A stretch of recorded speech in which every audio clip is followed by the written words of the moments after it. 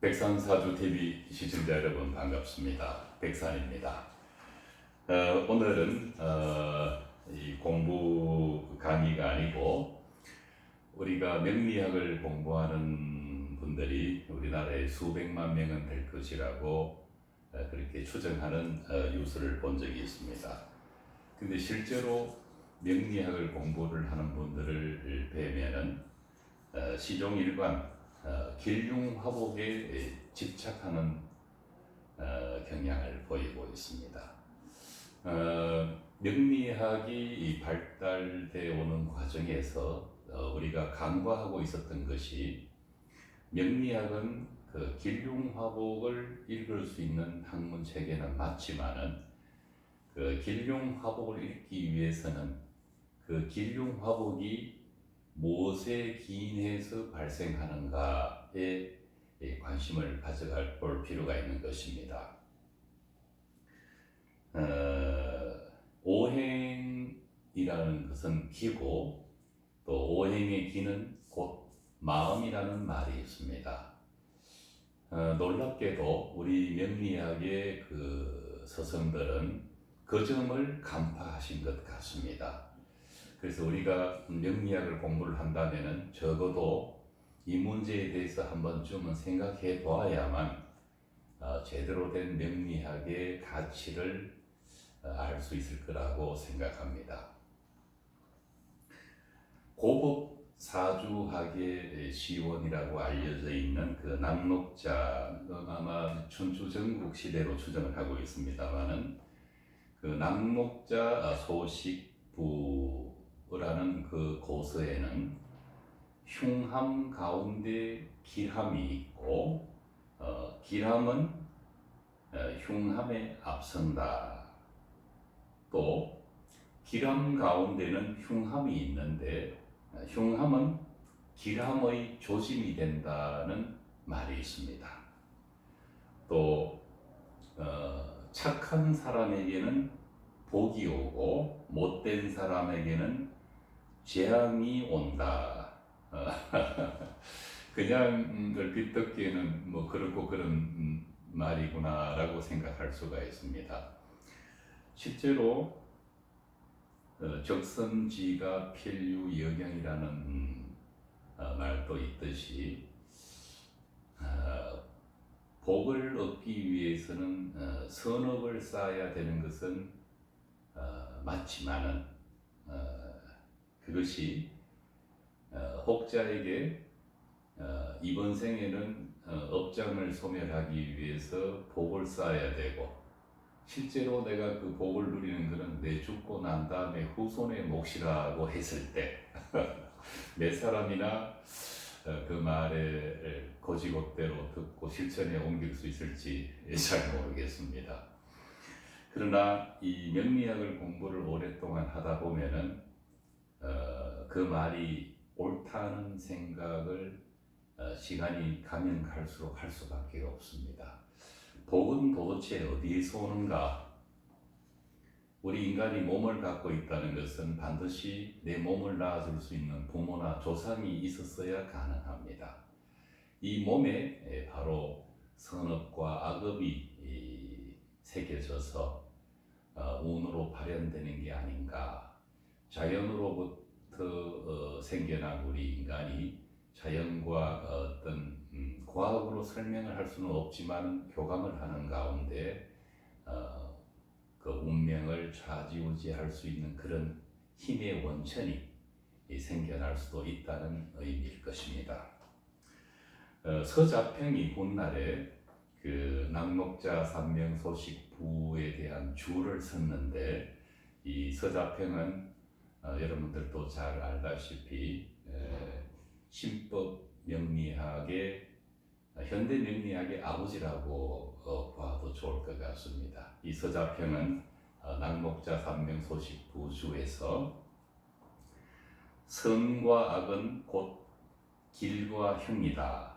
상반이란 서로 함께함이니 치우치지 않음을 말한다. 운이 길흉을 서로 다투는 해에는 여기서 중요합니다. 심신이 편치 않고 동요되기 때문에 음양이 이를 꺼려한다. 운에 의해서 길흉이 서로 다툴 때는 우리가 쉽게 말하는 나쁜 운이라고 봐도 좋을 것 같습니다. 기부신이 득세하고 있는 그런 운이지요. 이런 운에는 심신이 편치 않고 마음이 동요한다는 이 말을 우리가 한번 음미해 볼 필요가 있습니다. 이 말은 바꿔 말하면은 몸과 마음이 운의 지배를 받아서 편치 않기 때문에 평상시에는 바로 할 수 있는 일도 그 운의 영향을 받아서 좋은 결과를 만들어내지 못하고 흉한 운으로 끌려간다는 의미가 담겨 있습니다. 또 서자평은 이런 말을 했습니다. 사람의 마음의 씀씀이에 관한 상황 판단이 중요하기 때문에 오행에 돌아가는 바를 잘 살피면 길흉을 알 수 있다. 어지르고 달통한 사람이라면 조화의 깊이를 알 수 있다. 조금 생각을 해봐야 되는 그런 문장이지만은 우리 사주 8글자 안에 있는 이 천간의 4글자와 지지의 4글자 그리고 지지에 암장된 그런 지장간을 오행을 육친으로 바꿔보고 또 그 오행이 뜻하는 바 십성에 의한 심성을 찬찬히 살펴보다 보면은 우리 인간이 내가 스스로 생각하고 말하고 행동하는 것 같지만은 내가 생각하고 말하고 행동하는 그 기운은 사주 8글자가 대운과 연운과 심지어는 월운 일진 또는 시즌의 간섭을 받은 결과라고 해도 과언이 아닐 것 같습니다. 마음의 변화를 관장하는 오행 그 자체에 우리 그 본성이 정성이라고 발을 정자에 성품성자라고 해서 정성을 하고 표현되어 있지만 실제로는 본성으로 이해를 해도 좋을 것 같습니다. 마음의 변화를 관장하는 그 오행 그 자체가 바로 우리 인간의 본성이라는 것입니다. 이러한 그 성정이나 오행을 통한 마음을 설명하는 것은 삼명통해에서도 빠지지 않고 나타납니다. 거기에는 사람의 부귀론과 기천은 사주팔자에 의하지만은 사람이 본래부터 지니고 있는 성질 그리고 심성은 오로지 오행으로 관찰된다라고 하였습니다. 선과 악 그리고 인이 예지신 이것은 모두 마음의 주인공이고 심지어는 희로애락 애오욕 같은 감정에서 나타난다는 것입니다. 아주 중요한 지적을 삼명통해에서 하고 있는 것입니다. 그런데 실제로 삼명통해보다 훨씬 더 한 400여 년 전 그 앞선 그 연해 자평 송대입니다. 명대가 삼명통해가 나왔으니까 그 앞 시대 송대는 우리가 잘 알고 있는 연해 자평에서 거의 같은 말을 이미 미리 하고 있습니다. 성정이라는 것은 희로애락이 보내는 인이 예지신이 베푸는 바를 말한다고 하였다.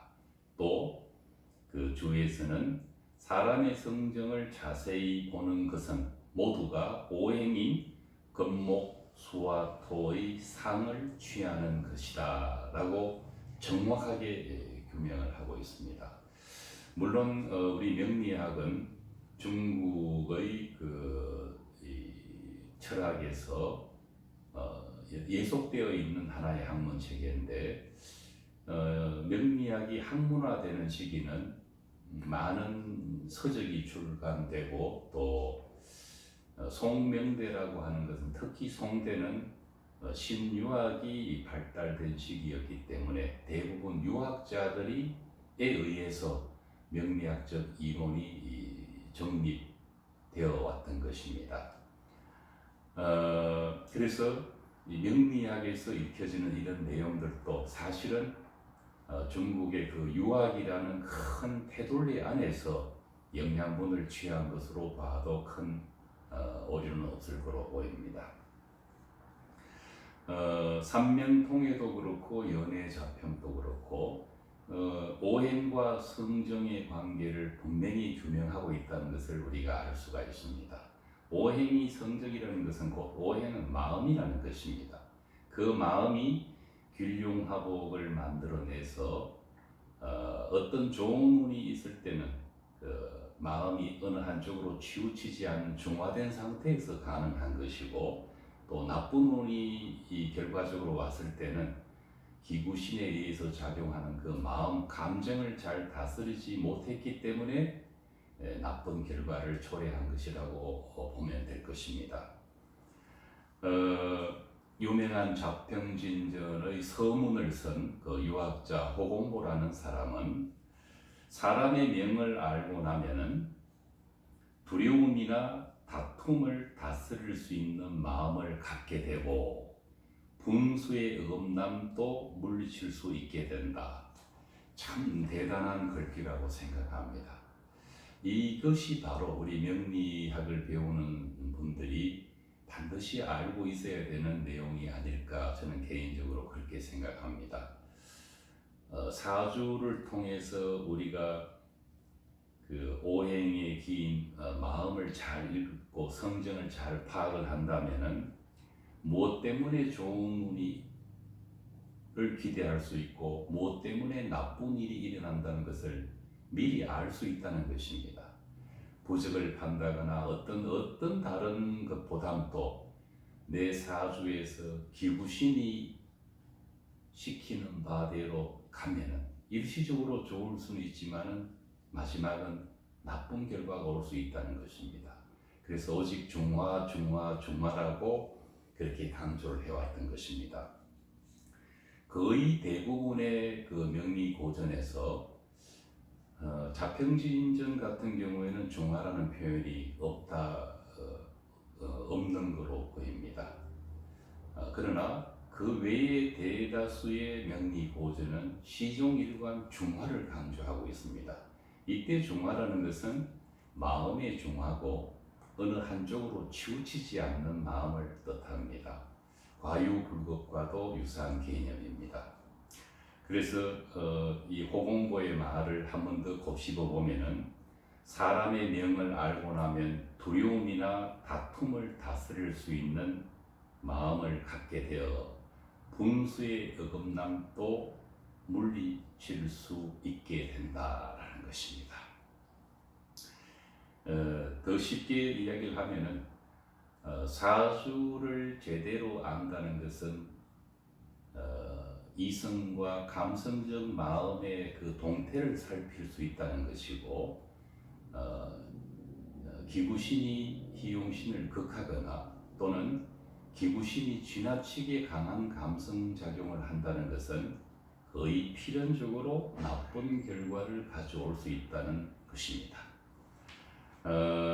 이런 것으로 미루어 짐작하건대 호공보는 그 자평진전을 서문을 쓴 유학자입니다. 이 호공보는 명리학이 길흉화복의 판단에 있어 심성을 다스려 스스로를 소양하는데 아주 높은 학문적 가치를 두고 있었음을 우리가 확인할 수가 있는 것입니다. 훗날 중화민국 시절의 유명한 명리학자였던 서라고는 많은 명리학 서적을 남겼는데 그 중에서 자평수원은 서라고의 말년 저작입니다. 그 자평수원에서 서라고는 이렇게 이야기를 했습니다.